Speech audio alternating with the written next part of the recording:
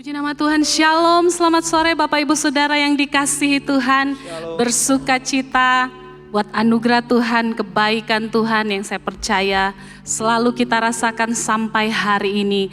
Dan biarlah sore hari ini kita mau persembahkan yang terbaik bagi Tuhan. Dan saya percaya Tuhan hadir dan menyatakan kuasanya, anugerahnya, sukacitanya melimpah dalam hidup kita. Mari kita berdoa bersama-sama. Sungguh Engkau Tuhan yang layak ditinggikan. Kau Tuhan yang ajaib, yang kami percaya hadir sore hari ini di tengah-tengah kami. Dan kami percaya ketika Engkau hadir Tuhan, kuasa-Mu bekerja melawat setiap hidup kami. Ada kekuatan yang baru, ada sukacita yang melimpah di dalam Engkau. Sebab itu kami mau meninggikan Engkau, kami mau bersorak memuliakan nama-Mu. Di dalam nama Tuhan Yesus kami berdoa dan bersyukur. Haleluya, amin. Terima sukacita sorga mengalir atas setiap hidup kita saat ini. Haleluya.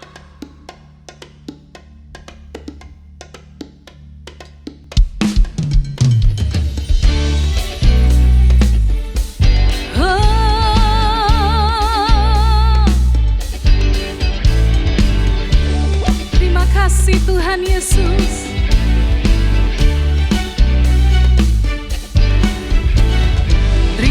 Sukacita surga, itulah kekuatan bagi jiwa. Ku dapat rasakan kasih-Nya di tengah badai yang bergelora.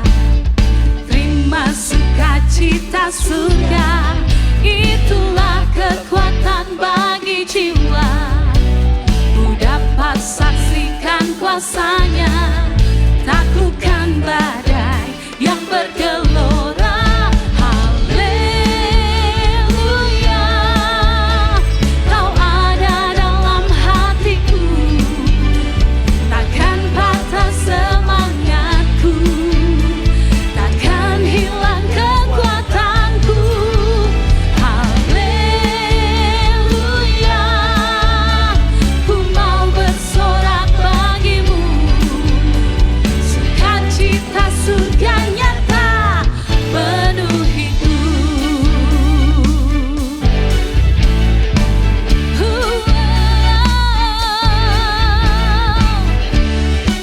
Kami terima sukacita dari-Mu Tuhan.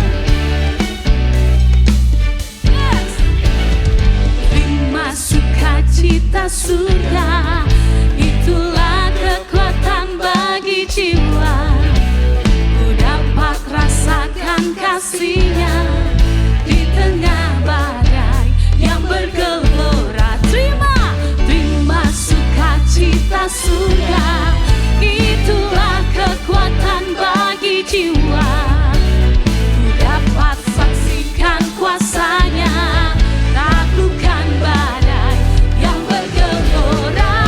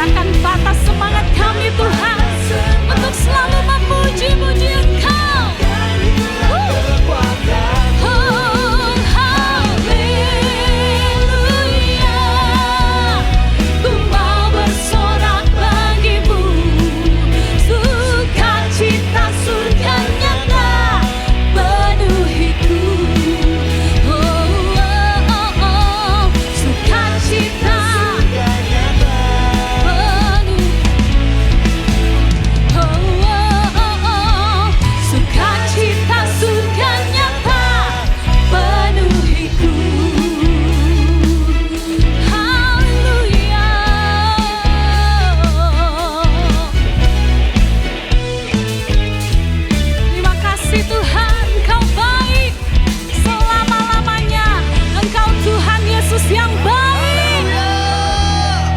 Sebab Engkau yang selalu melimpahkan kami kekuatan yang baru, sukacita yang baru. Di dalam Engkau ada keajaiban. Kami percaya Tuhan.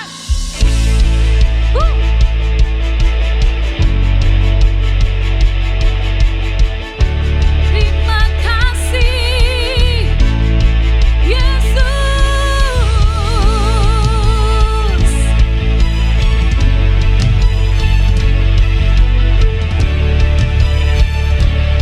Mari bersama nyatakan kebesaran Tuhan. Tak terbayang kebesaran-Mu dan tak terbayang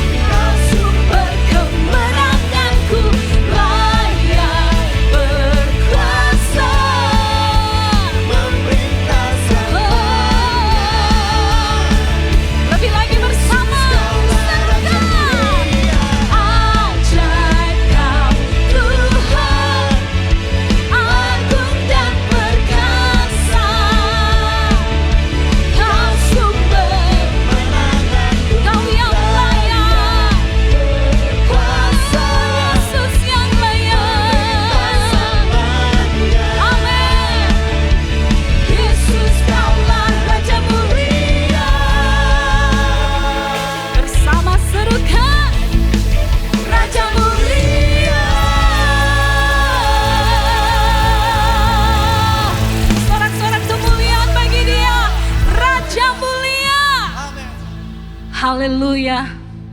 Dan dialah juru selamat hidup kita. Hanya di dalam nama Yesus ada keselamatan. Dialah jalan kebenaran dan hidup. Dia Yesus juru selamat hidup kita. Terima kasih Tuhan.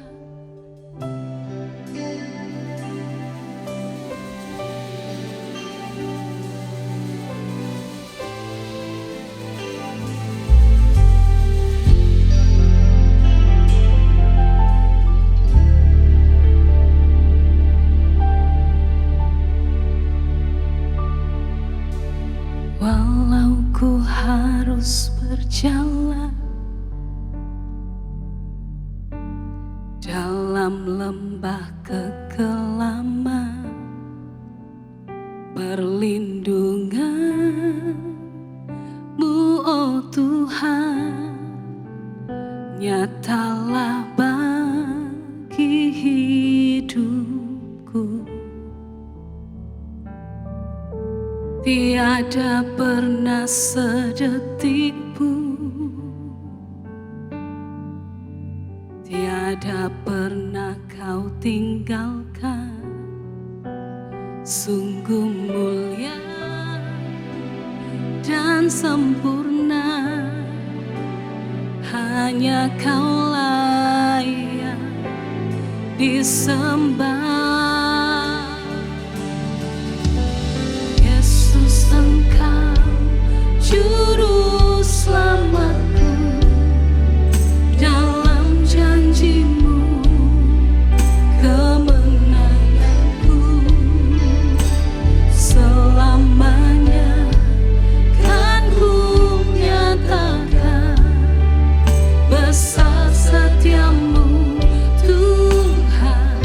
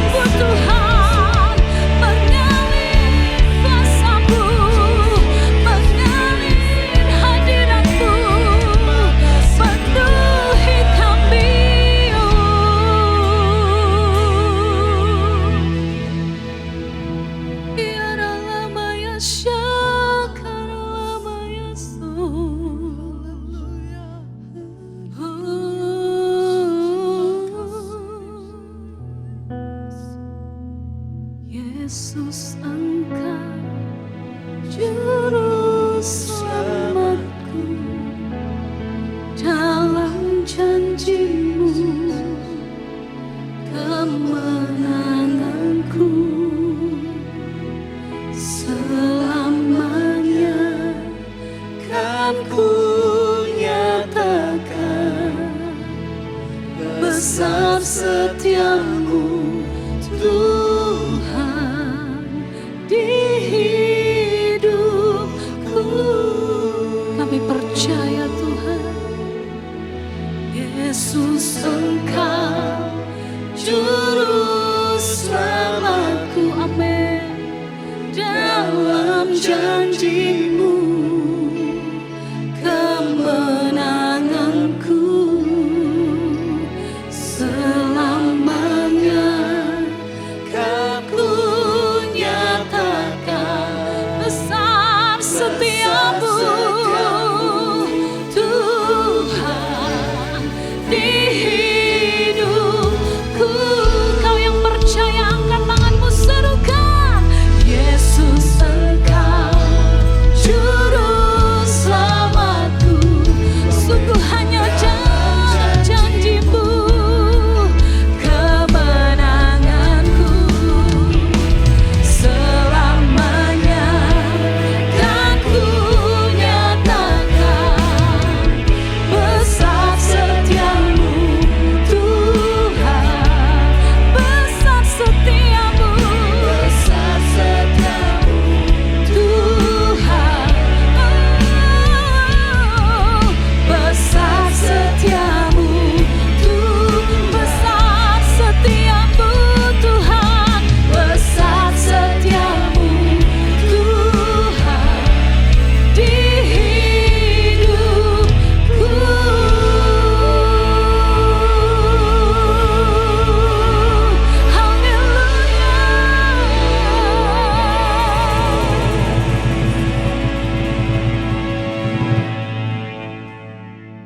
Kami bersyukur ya Tuhan untuk sore hari ini. Kami kembali diberi kesempatan untuk beribadah, memuji dan memuliakan Engkau. Baik kami yang di gereja maupun di rumah atau dimanapun kami. Roh Kudus, biar Engkau hadir bersama dengan kami dan ajar kami Tuhan. Kuasai kami Tuhan.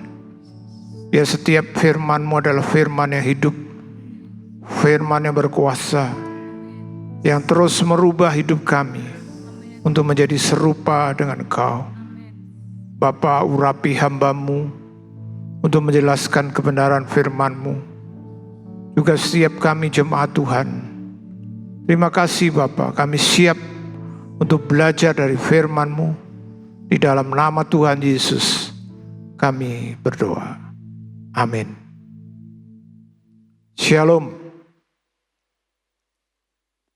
Kita masih belajar dari surat Efesus.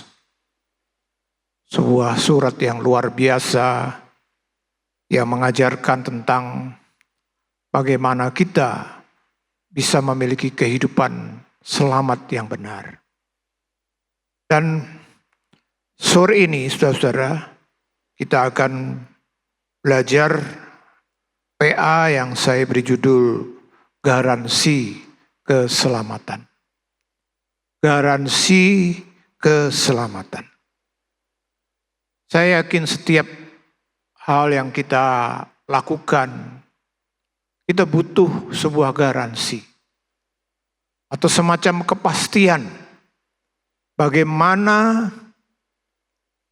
kita bisa betul-betul memiliki apa yang menjadi kerinduan kita, apa yang kita harapkan, yang kita ingin peroleh. Bapak Ibu, saudara-saudara yang dikasihi Tuhan, garansi keselamatan kita, kalau kita pelajari dalam surat Efesus, itu adalah di dalam Kristus. Di dalam Kristus. Selama Bapak Ibu kita semua ada di dalam Kristus, maka kita pasti akan mendapat yang namanya keselamatan yang Tuhan janjikan. Dan tentunya karena hidup di dalam Kristus itu tidak semudah yang kita bayangkan, di mana kita masuk ke dalam satu ruang yang mungkin semacam ruang terlindungi kuat. Di situ saja tidak. Kita masih harus hidup sebagai manusia di dunia ini.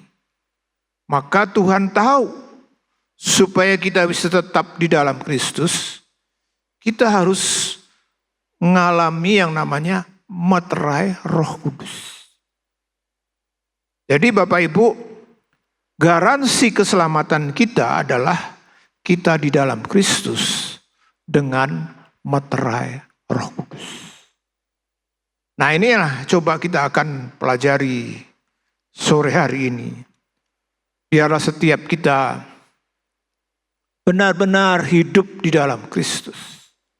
Pada waktu setiap kita terus hidup di dalam Kristus, maka kita akan mengalami keselamatan yang Tuhan janjikan. Bapak Ibu, kalau kita pelajari dalam Efesus 1, khususnya ayat 3 sampai 14, kita menemukan ada beberapa kali, terutama di dalam Kristus, berkaitan dengan Kristus, itu ditekankan. Yang pertama, saudara-saudara, di dalam Efesus 1, ayat yang ke-7 dikatakan, sebab di dalam Dia dan oleh darahnya kita beroleh penebusan, yaitu pengampunan dosa, menurut kekayaan kasih karunia-Nya. Ya, ayat ini mengatakan sebab di dalam Dia. Sebab di dalam Kristus dan dikatakan oleh darahnya kita beroleh penebusan. Yaitu apa?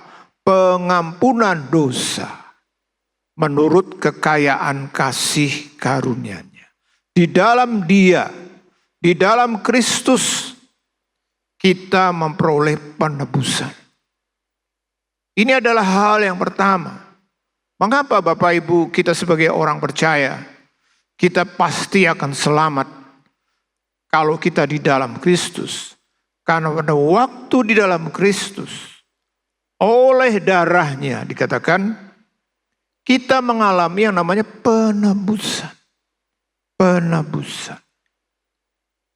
Bapak Ibu kalau kita baca di dalam Roma 3 ayat 23 sampai 27 dikatakan, karena semua orang telah berbuat dosa dan telah kehilangan kemuliaan Allah, dan oleh kasih karunia telah dibenarkan dengan cuma-cuma karena penebusan dalam Kristus Yesus. Kristus Yesus telah ditentukan Allah menjadi jalan pendamaian karena iman. Dalam darahnya, hal ini dibuatnya untuk menunjukkan keadilannya, karena Ia telah membiarkan dosa-dosa yang telah terjadi dahulu pada masa kesabarannya.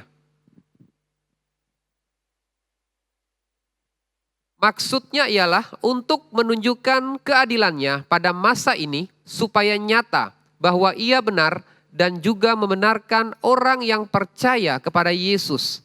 Jika demikian, apakah dasarnya untuk bermegah? Tidak ada. Berdasarkan apa? Berdasarkan perbuatan? Tidak, melainkan berdasarkan iman. Kitab Roma dengan jelas menjabarkan bagaimana di dalam Kristus oleh darahnya kita mengalami penebusan. Dalam ayat 23 dimulai dengan bahwa semua orang sudah berdosa. Semua orang. Makanya sekali lagi dan tiap kali kita berulang-ulang harus memahami bahwa keselamatan itu betul-betul merupakan sebuah karya Allah. Kita hanya menerima dengan iman. Karena apa? Karena semua orang. Rasul Paulus dalam surat Roma menjabarkan bagaimana memulai dengan bahwa manusia di luar Kristus itu tidak ada yang selamat. Baik orang kafir, meskipun mereka punya hati nurani yang baik, tidak membuat mereka bisa selamat. Kemudian juga orang Yahudi, meskipun mereka adalah bangsa pilihan Tuhan, ternyata mereka gagal meskipun mereka memiliki yang namanya hukum Taurat.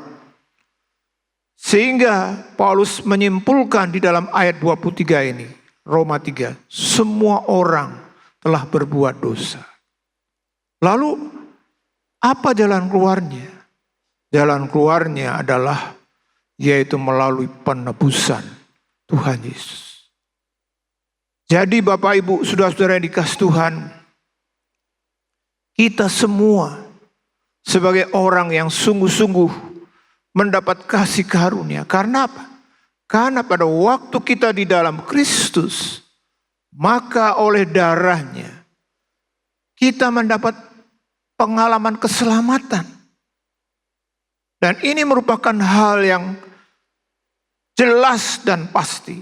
Maka di dalam ayat 27 Roma 3 ini dikatakan, jika demikian apa dasarnya untuk bermegah? Tidak ada. Berdasar apa? Berdasar perbuatan? Tidak. Melainkan berdasarkan iman. Wow. Kita patut bersyukur. Kenapa? Itu sebabnya Injil Yohanes memberikan penjelasan yang dengan cara yang berbeda. Betapa hanya di dalam Kristus ada keselamatan. Dalam Yohanes 14 dikatakan, akulah jalan, kebenaran, dan hidup. Tidak ada seorang pun sampai kepada Bapa kecuali melalui aku. Di dalam Kristus ada penebusan. Di dalam Kristus ada keselamatan.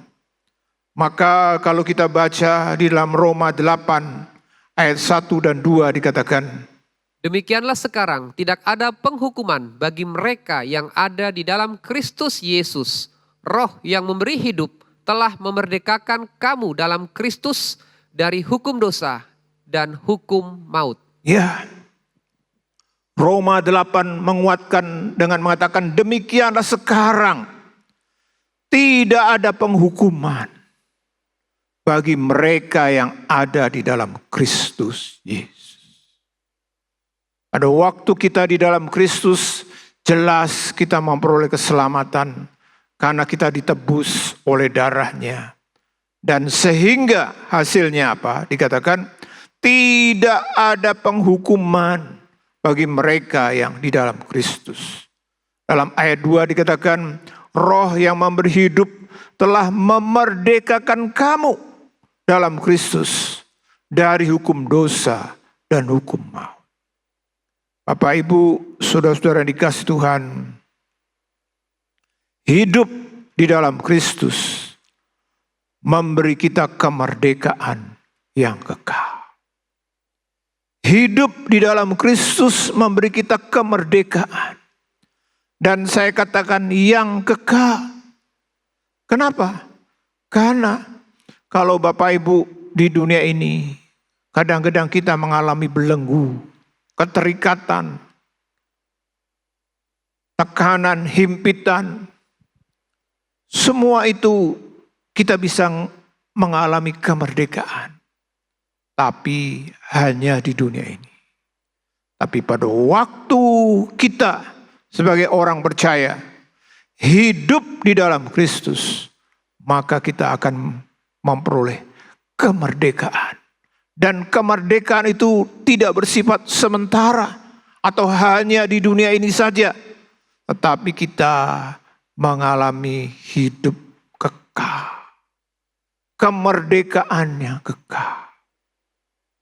Bapak Ibu, saudara-saudara yang dikasih Tuhan, biarlah setiap kita betul-betul percaya dan terus selalu bersyukur. Dan itu semua kita sudah bahas yang lalu. Kuncinya adalah memang kasih karunia. Kasih karunia. Ini yang pertama Bapak Ibu. Kenapa di dalam Kristus itu adalah garansi keselamatan? Karena di dalam Kristus kita mengalami penebusan. Kita dimerdekakan sehingga hidup kita layak untuk mendapat kehidupan yang kekal. Yang kedua, Bapak Ibu, pada waktu kita di dalam Kristus, kita itu memiliki identitas baru sebagai anak Allah. Efesus 1 ayat 5 mengatakan, Dalam kasih ia telah menentukan kita dari semula oleh Yesus Kristus untuk menjadi anak-anaknya sesuai dengan kerelaan kehendak-Nya. Dalam kasih atau kasih karunia, Ia telah menentukan kita, dikatakan dari semula. Kita ditentukan dari semula sebagai gereja, sebagai orang-orang diselamatkan. Kuncinya apa? Oleh Yesus Kristus. Jadi tidak ada penentuan pribadi, tidak ada. Penentuannya adalah di dalam Kristus. Oleh Yesus Kristus dikatakan, sehingga apa? Kita dikatakan menjadi anak-anaknya. Bapak Ibu, saudara-saudara yang dikasihi Tuhan, hidup di dalam Kristus bukan hanya membuat setiap kita mengalami keselamatan. Kita dimerdekakan, tapi juga kita mendapat identitas baru. Apa? Kita adalah anak-anak Allah. Wow, ini adalah hal yang luar biasa, yang kiranya membuat setiap kita harus bergairah. Karena apa? Karena bayangkan Bapak Ibu, sekali lagi, kalau tiap kali saya sebagai manusia biasa yang penuh dengan kelemahan, di dalam doa, perenungan, saat teduh, saya tiap kali membayangkan hidup saya, ya yang tidak terlalu penting bagi banyak orang, hanya orang biasa. Tapi di mata Tuhan, kita istimewa. Bahkan kita diangkat mendapat adopsi karena di dalam Kristus. Yaitu apa? Menjadi anak-anak Allah. Ini bukan hanya disebut atau dijelaskan di dalam kitab Efesus, Bapak Ibu. Kalau kita baca dalam 2 Korintus 5 ayat 17 dan 18 dikatakan, Jadi siapa yang ada di dalam Kristus, ia adalah ciptaan baru, yang lama sudah berlalu, sesungguhnya yang baru sudah datang. Dan semuanya ini dari Allah, yang dengan perantaran Kristus telah mendamaikan kita dengan dirinya, dan yang telah mempercayakan pelayanan pendamaian itu kepada kami. Status kita yang baru.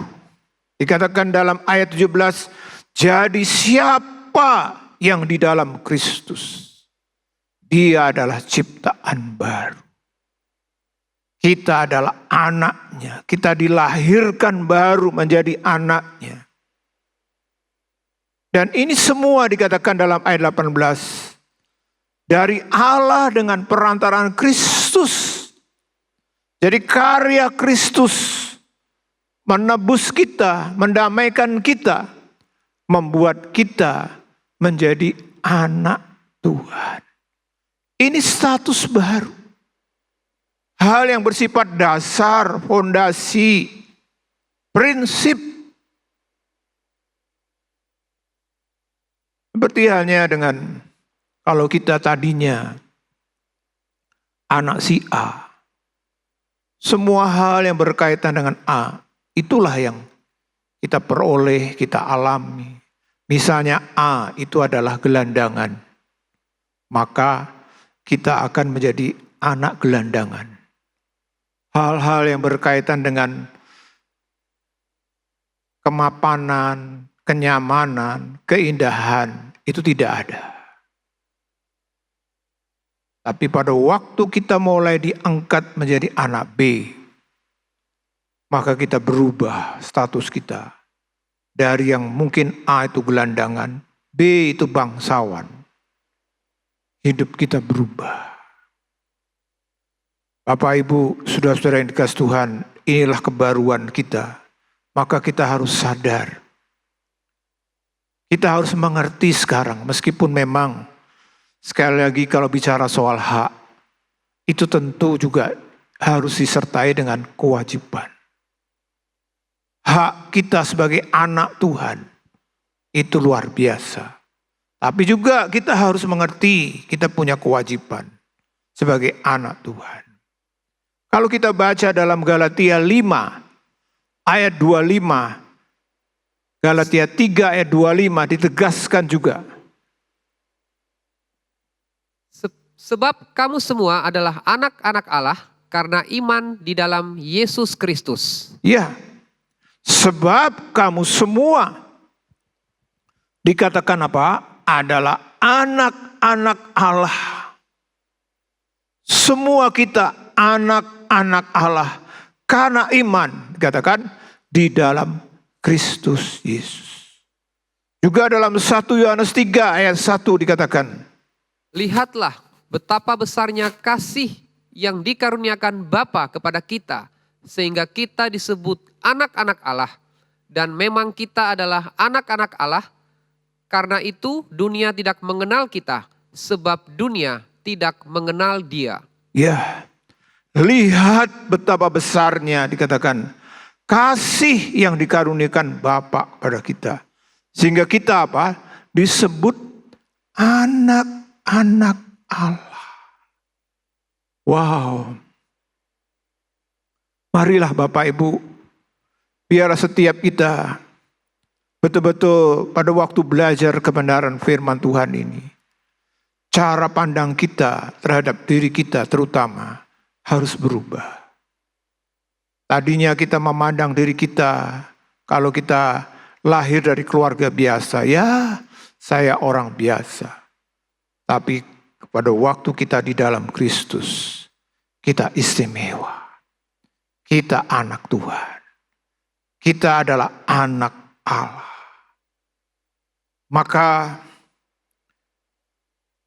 status ini bukan hanya membuat kita bisa atau berubah dalam kaitan dengan kedudukan, tapi Tuhan berikan hal yang luar biasa.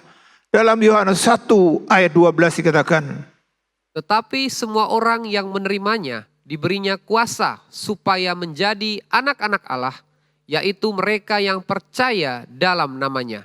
pada waktu kita di dalam Kristus, kita punya status kedudukan yang baru sebagai anak Allah. Pada waktu kita menjadi anak Allah, Tuhan bukan hanya, ya kamu anakku, setelah itu titik, terserah kamu lakukan ini, tidak. Firman Tuhan mengatakan dalam Yohanes 1 ayat 12, tetapi semua orang yang menerimanya diberi kuasa. Diberi kuasa. Bapak Ibu, kita diberi otoritas sebagai anak.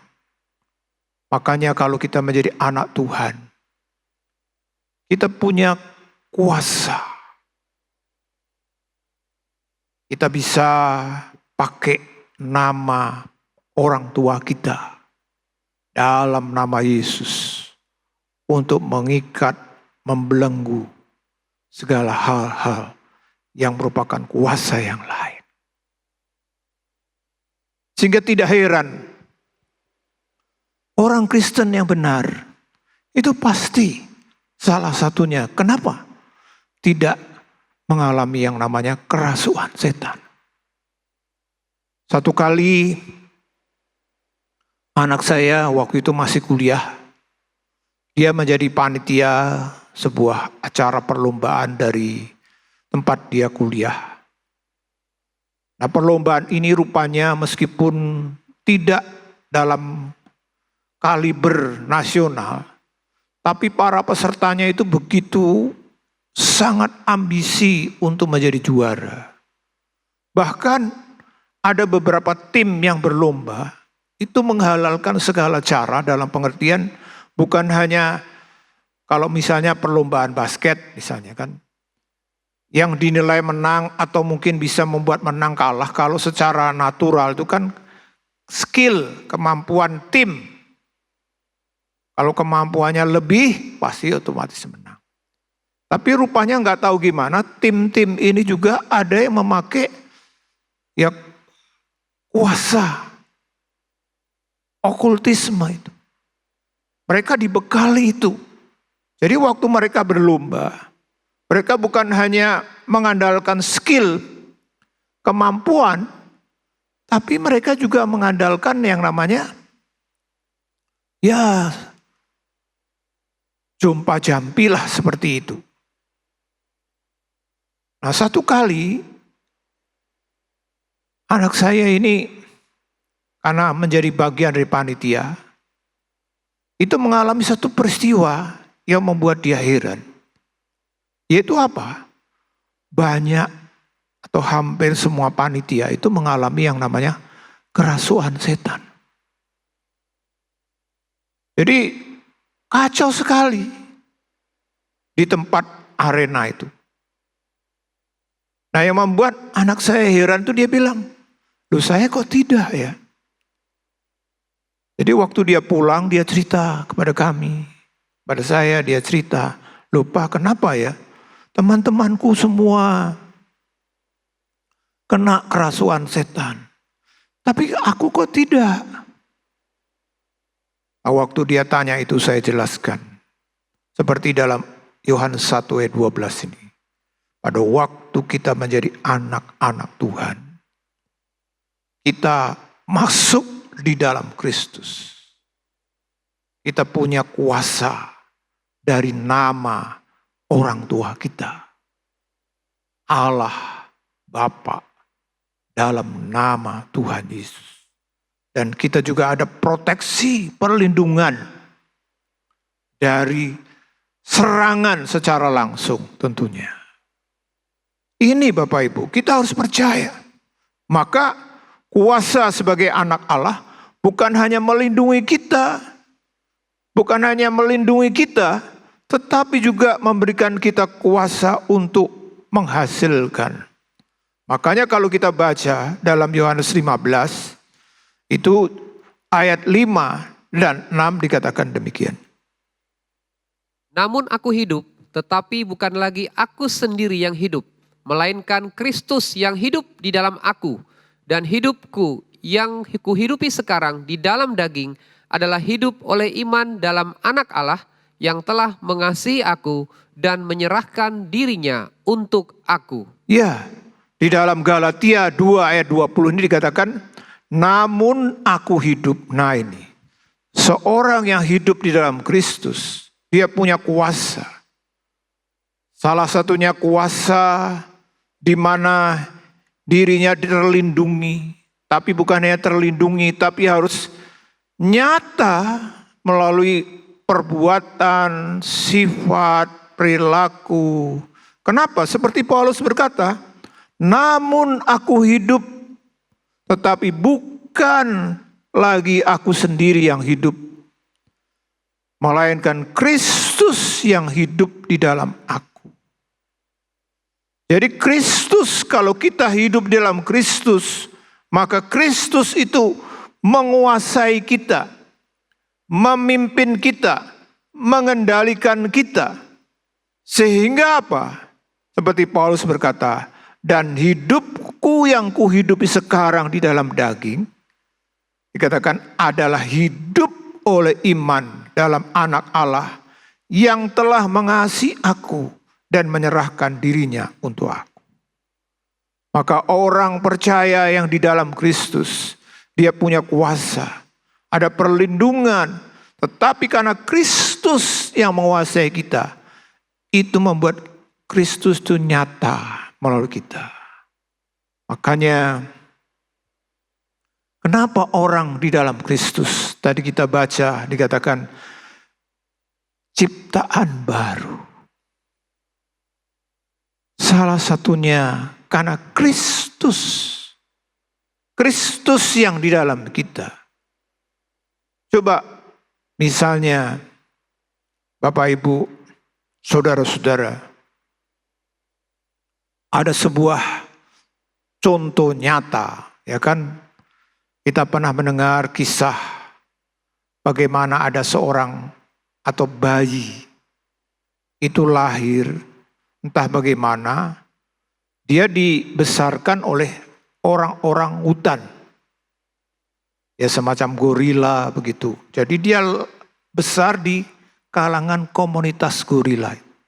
Manusia, tapi tinggal di kalangan komunitas gorila. Sejak bayi. Apa yang terjadi?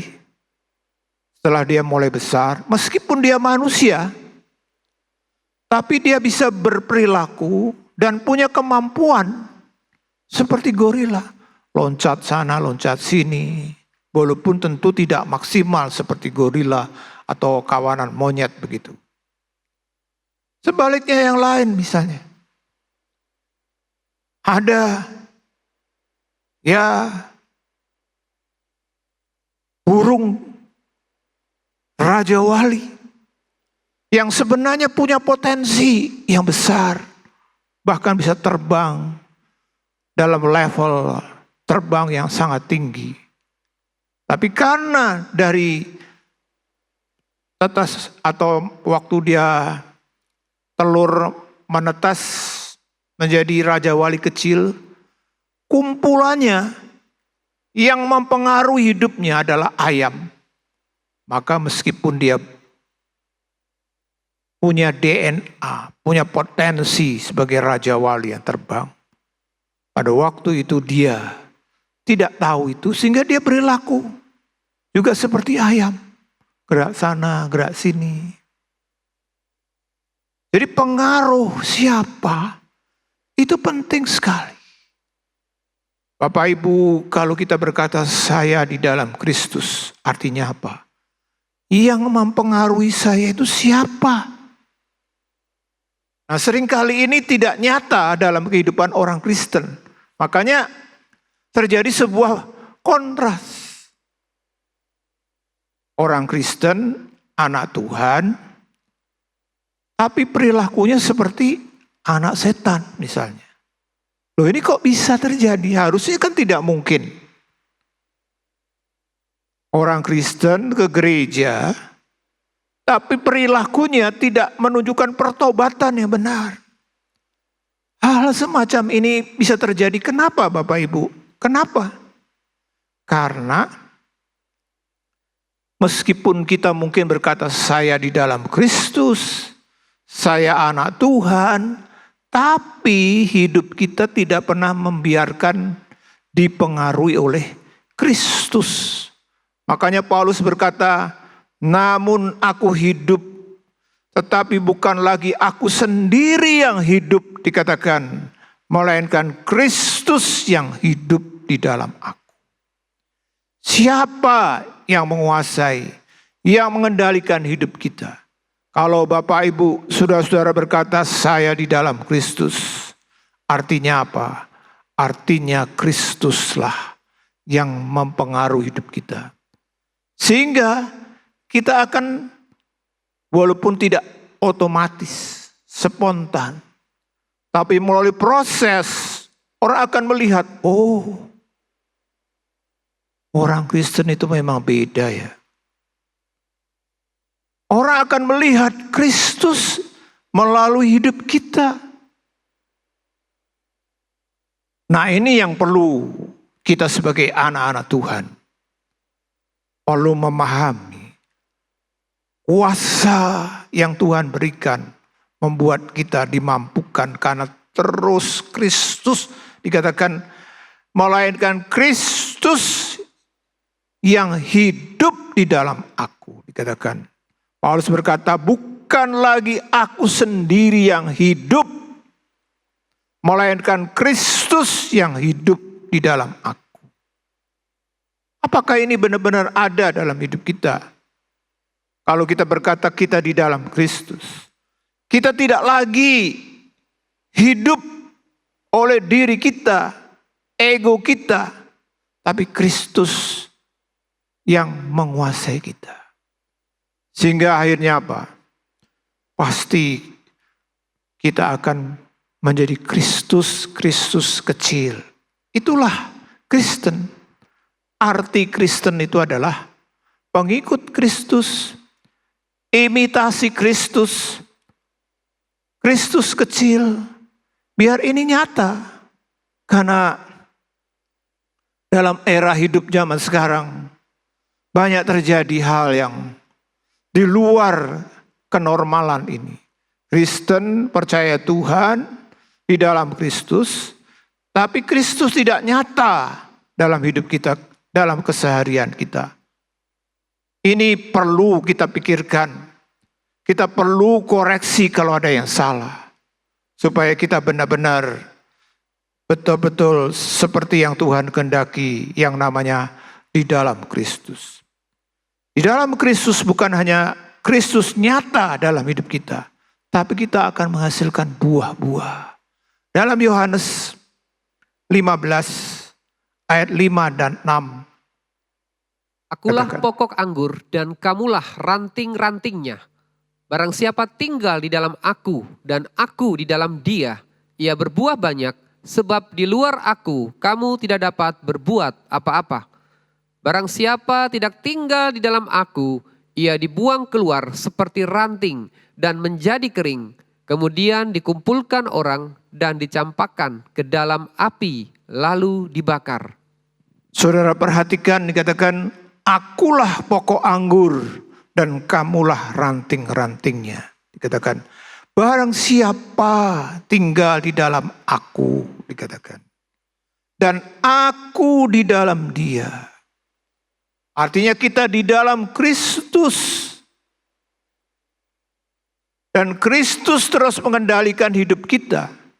Bukan hanya hidup kita akan menjadi serupa Kristus dalam hal tutur kata, perbuatan, sikap. Tetapi juga dikatakan berbuah banyak. Makanya Bapak Ibu, saudara-saudara, kalau kita menjadi anak Tuhan, lalu hidup kita tidak produktif, pasti saya katakan ada yang salah. Sekali lagi, kalau kita berkata saya hidup di dalam Tuhan, tapi kita menjadi orang yang tidak produktif, pasti ada yang salah. Bapak Ibu mungkin menjadi orang percaya, ke gereja, ada yang sudah 50 tahun lebih, 60 tahun lebih, 10 tahun lebih. Perlu coba. Juga di awal-awal tahun 2025 ini, kita coba cek. Apakah saya sudah menjadi orang yang produktif? Menghasilkan buah. Bukan karena kita, bukan. Bukan karena saya. Tiap kali kalau saya merenungkan tentang diri saya yang lalu, sebenarnya saya tidak pernah membayangkan bisa seperti sekarang ini. Yang bisa jadi berkat bagi banyak orang. Kenapa bisa? Ya karena Kristus yang di dalam saya. Yang mengerjakan kuasanya. Sehingga melalui saya yang sederhana, yang penuh kekurangan, hanya orang biasa, bisa jadi berkat. Sekali lagi bukan karena saya, bukan karena kita, tapi karena Kristus. Makanya kuncinya apa dikatakan? Barang siapa tinggal di dalam aku di dalam dia, ia berbuah banyak. Sebab dikatakan di luar aku, kamu tidak dapat berbuat apa-apa. Kalau kita di luar Kristus, kita akan menjadi manusia yang terbatas. Memang manusia itu kan diberi potensi. Tapi potensi kita itu terbatas. Tapi pada waktu kita di dalam Kristus, Kristuslah yang mengerjakan di dalam kita. Sehingga kita bisa keluar dari keterbatasan kita. Oleh Kristus. Makanya Yohanes juga mengingatkan dalam ayat yang ke-6 dikatakan, barang siapa tidak tinggal di dalam aku, nah ini. Jadi kalau kita mulai bergeser, kita mulai tidak lagi dikuasai oleh Kristus. Kita tidak mulai tidak tunduk pada kebenaran Kristus. Maka dikatakan ia dibuang keluar seperti ranting dan menjadi kering. Dikumpulkan orang, dicampakkan ke dalam api lalu dibakar. Menjadi sia-sia, tidak berguna. Itu di luar Kristus. Maka saya mendorong jemaat Tuhan, ayo. Jangan kita selalu berkata, saya nggak bisa, saya bukan siapa-siapa. Ya kita memang bukan siapa-siapa. Paulus pun juga berkata, aku ini hanya bejana tanah liat. Tapi kenapa menjadi berharga? Karena di dalam bejana tanah liat itu ada mutiara. Siapa mutiara kita? Kristus. Maka mari biar setiap kita diingatkan, orang Kristen itu harus produktif. Harus, sekali lagi, orang Kristen itu harus produktif. Makanya dalam Yohanes 15 ayat 7 dan 8 dikatakan, Jikalau kamu tinggal di dalam aku dan firman-Ku tinggal di dalam kamu, mintalah apa saja yang kamu kehendaki dan kamu akan menerimanya.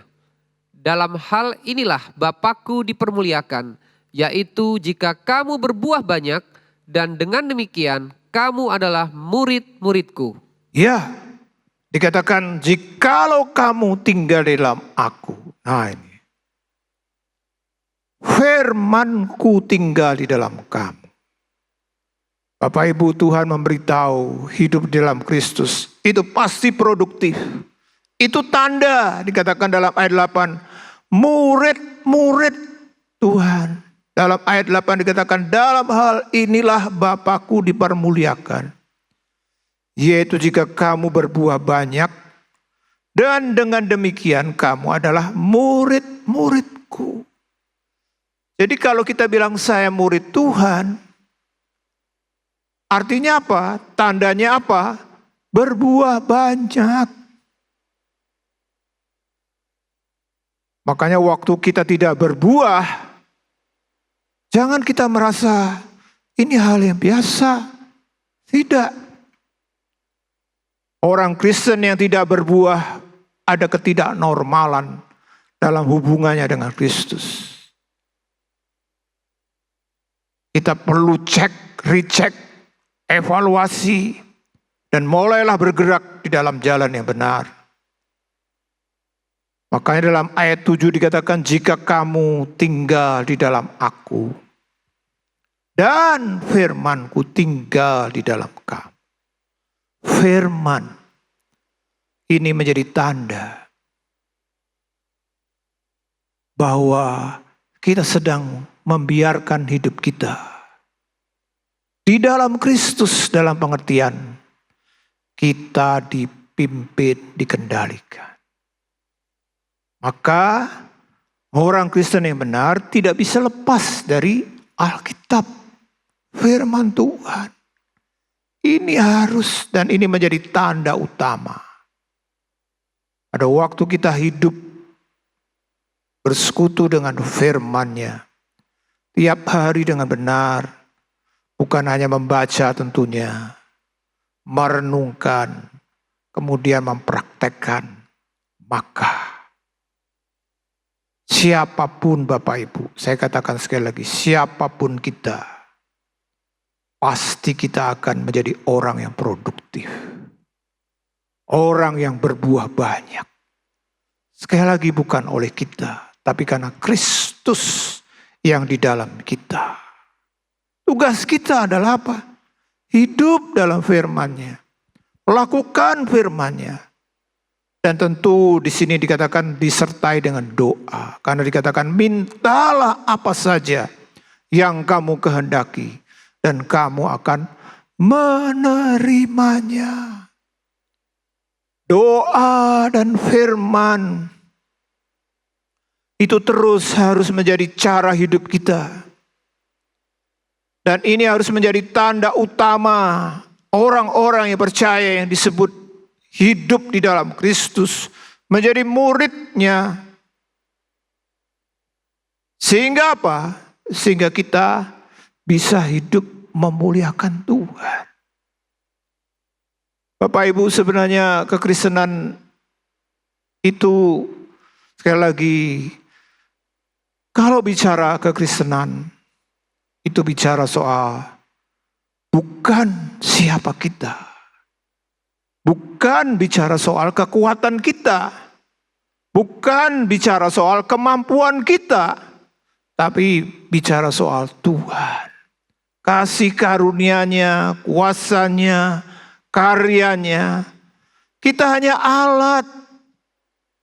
Siapa kita di luar Kristus? Tidak ada. Dikatakan tadi, kamu tidak dapat berbuat apa-apa di luar Kristus. Artinya kita hanya bisa mencapai sebatas kemampuan kita saja yang terbatas. Tapi pada waktu saudara dan saya di dalam Kristus, Kristus mengerjakan melalui kita. Kita bisa melompati lompatan yang luar biasa.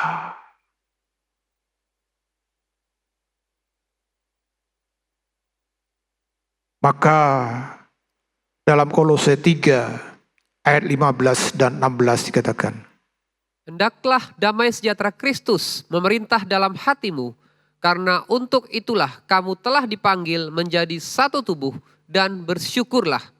Hendaklah perkataan Kristus diam dengan segala kekayaannya di antara kamu, sehingga kamu dengan segala hikmat mengajar dan menegur seorang akan yang lain, dan sambil menyanyikan mazmur dan puji-pujian dan nyanyian rohani, kamu mengucap syukur kepada Allah di dalam hatimu.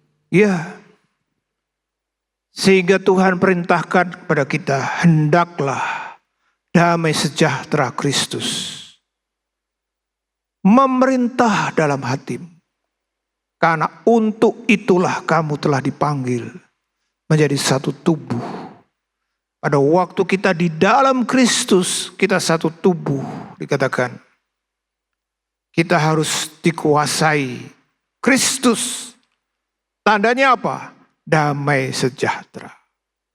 Makanya dalam ayat 16 dikatakan, hendaklah perkataan Kristus diam dengan segala kekayaannya di antara kamu. Tadi di dalam Yohanes 15, Rasul Yohanes berkata, barang siapa di dalam aku dan firmanku tinggal di dalam kamu. Rasul Paulus dalam kitab Kolose 3 ayat 16 mengatakan, hendaklah perkataan Kristus diam dengan segala kekayaannya di antara kamu. Bapak Ibu, kita harus terus hidup di dalam Kristus. Artinya apa? Artinya setiap kita berkutat, bersekutu, bergumul dalam kaitan dengan firman. Perkataan Kristus. Sehingga itu membuat kita menghasilkan dari diri kita melalui Kristus atau oleh Kristus damai sejahtera. Damai sejahtera. Itulah yang membuat kita menjadi orang-orang yang kuat. Kekuatan kita, kedahsyatan kita, kehebatan kita, itu bukan dari diri kita. Makanya Rasul Paulus dalam Filipi 4 ayat 13 mengatakan, Segala perkara dapat kutanggung di dalam Dia yang memberi kekuatan kepadaku. Ya, Paulus berkata, meskipun dia memang punya latar belakang yang cukup baik dalam hal pendidikan agamanya, dia murid Gamaliel, kemudian dalam hal disiplin keagamanya dia termasuk Farisi, menunjukkan komitmen. Tapi tetap Paulus adalah manusia yang terbatas. Tapi pada waktu dia hidup di dalam Kristus, Kristus menyatakan melalui hidupnya. Dia menjadi Paulus yang luar biasa. Dan itu dibuktikan dengan hasil karya tulisannya. Perjanjian baru yang merupakan kitab kanon kita itu ada 27 kitab. Minimal 13 atau 14 surat atau kitab itu tulisan Paulus. Dia tiap kali selalu berkata, siapa aku? Aku yang paling hina, aku yang paling berdosa. Tapi karena kasih karunia, dia bisa menjadi lebih dari yang lain. Dari rasul yang lain. Karena apa? Di dalam dia. Makanya Paulus berkata, segala perkara dapat kutanggung di dalam dia yang memberi kekuatan kepadaku. Bapak Ibu, saudara-saudara dikasih Tuhan. Kristus, kuasa Kristus itu menjadi nyata pada waktu kita dalam dia. Kenapa? Pada waktu kita di dalam Kristus, Kristus itu adalah sumber kehidupan kita. Kita berpusat pada Kristus. Semuanya dari Kristus. Di dalam Roma 11 dikatakan oleh dia, dari dia, oleh dia, bagi dialah karyanya. Semua dari Tuhan. Kalau ini menjadi nyata dalam hidup kita, maka bagian kedua, kita bisa punya kekuatan dari Kristus untuk menghadapi segala macam tantangan. Seperti Paulus berkata, segala perkara dapat kutanggung di dalam dia yang memberi kekuatan kepadaku. Ada kekuatan oleh Kristus membuat kita mampu menghadapi. Sehingga apa? Kita bukan hanya defensif dalam pengertian terlindungi, aman. Tapi kita keluar. Sehingga apa? Kita dapat meraih hal-hal yang besar di dalam Kristus.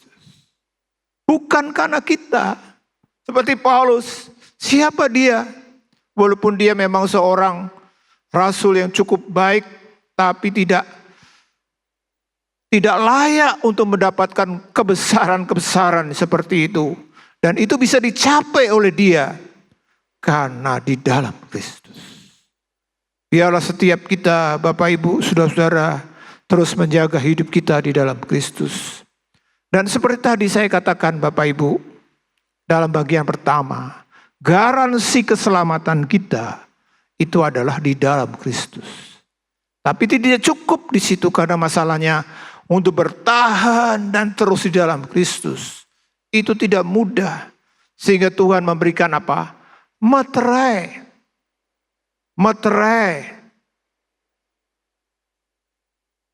Sehingga apa? Hidup kita itu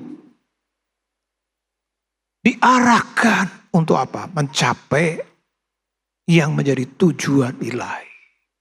Dalam Efesus 1 ayat 14, ayat 4 dikatakan.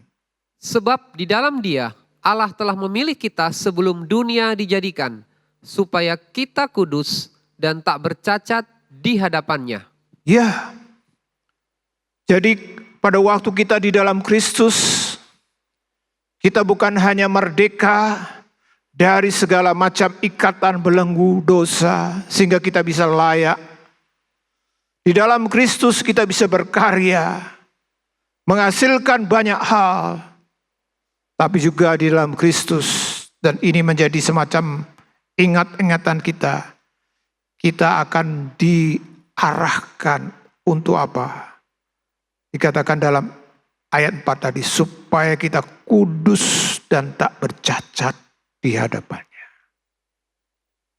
Tahun ini Bapak Ibu, tema dari khotbah yang Tuhan beri melalui gembala sidang kita adalah be perfect, sempurnalah.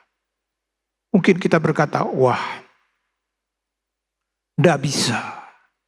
Karena bicara soal sempurna itu artinya apa? Tak bercacat. kudus, tak bercacat. Itu sempurna. Ya memang kita tidak mungkin bisa sempurna sendiri.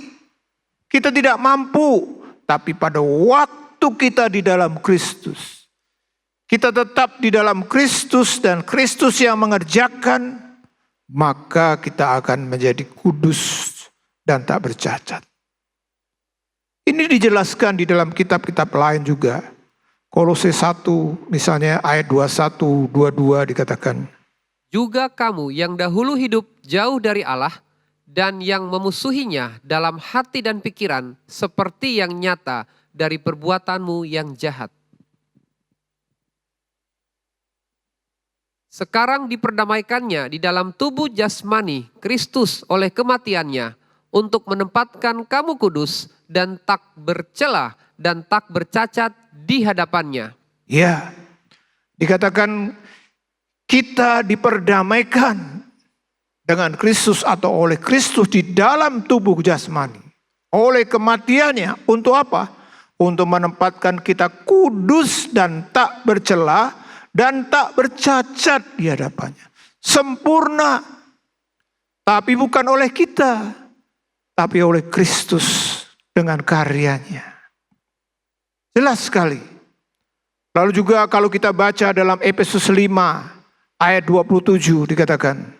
Supaya dengan demikian ia menempatkan jemaat di hadapan dirinya dengan cemerlang, tanpa cacat atau kerut atau yang serupa itu. Tetapi supaya jemaat kudus dan tidak bercela. Ya, jemaat supaya apa dikatakan? Kudus, tidak bercela, cemerlang tanpa cacat dan kerut.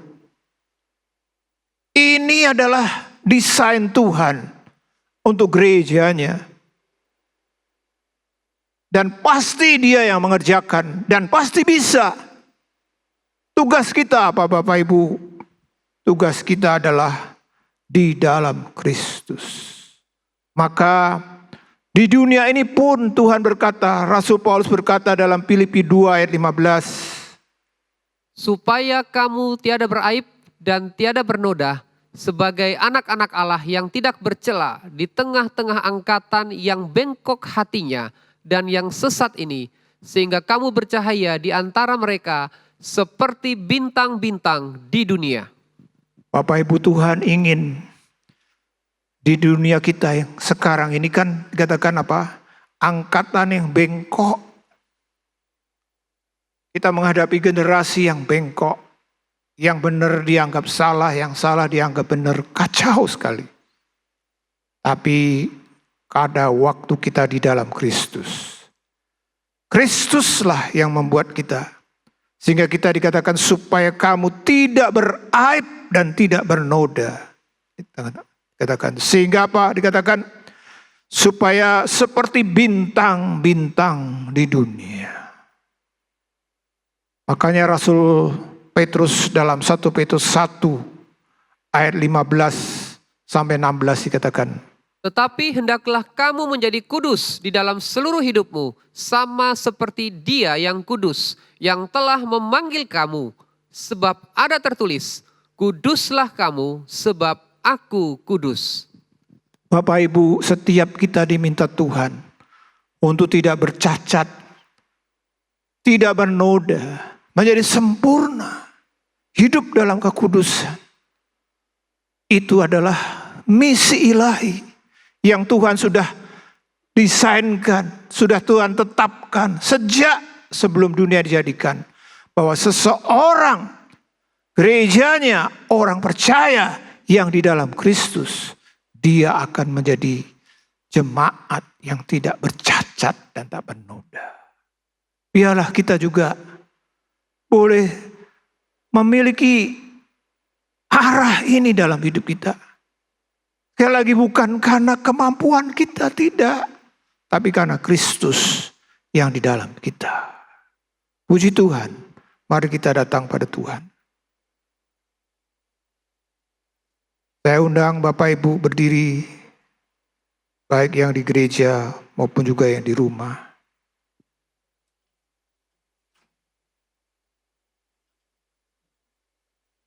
Kita akan menyanyikan nyanyian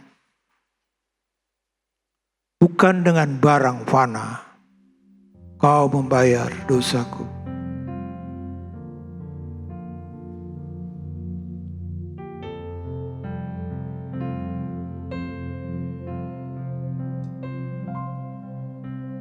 Bukan dengan barang fana Kau membayar dosaku. kau membayar dosaku. Dengan darah yang mahal, Tiada noda dan celah. Bukan dengan emas perak kau menebus diriku. Oleh segenap kasih dan pengorbananmu, ku telah mati dan tinggalkan jalan hidupku yang lama.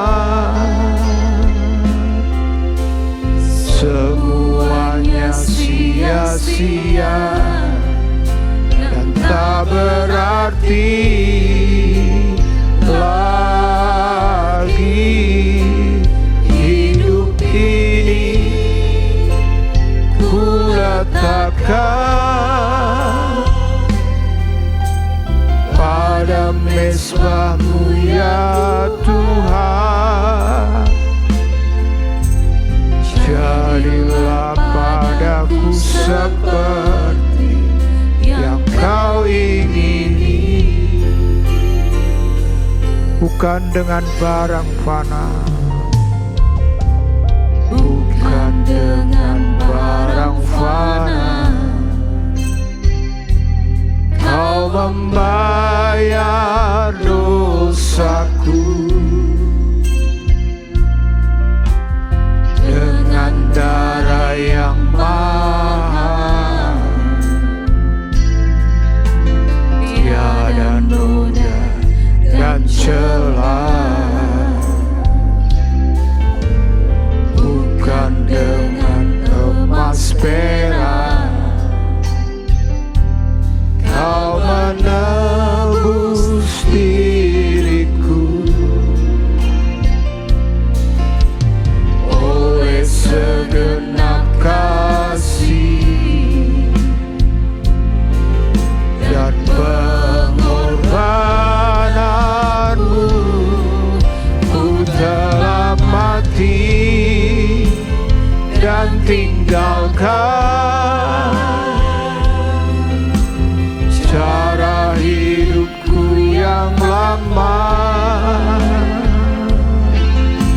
Semuanya sia-sia dan tak berarti lagi. Hidup ini ku letakkan pada mezbah-Mu ya Tuhan. Jadilah padaku seperti yang Kau ingini. Ku telah mati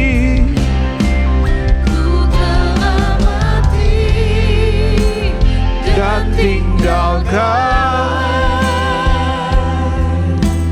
jalan hidupku yang lama. Semuanya sia-sia dan tak berarti lagi. Hidup ini ku letakkan pada mezbah-Mu ya Tuhan.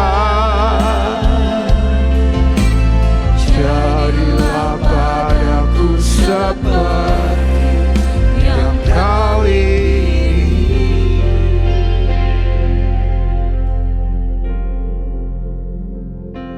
Bapak Ibu, saudara-saudara dikasih Tuhan, Tuhan memberi garansi bahwa kita pasti akan selamat. Kuncinya apa? Kita hidup di dalam Kristus. Hidup di dalam Kristus membuat setiap kita mengalami kemerdekaan karena ditebus oleh darah-Nya. Hidup di dalam Kristus membuat kita memiliki identitas yang baru sebagai anak Allah, yang bukan hanya sekedar status baru, tapi punya kuasa yang baru. Sehingga melalui kita menghasilkan buah-buah yang banyak. Dan hidup di dalam Kristus membuat kita mendapat pencapaian seperti yang Tuhan kehendaki.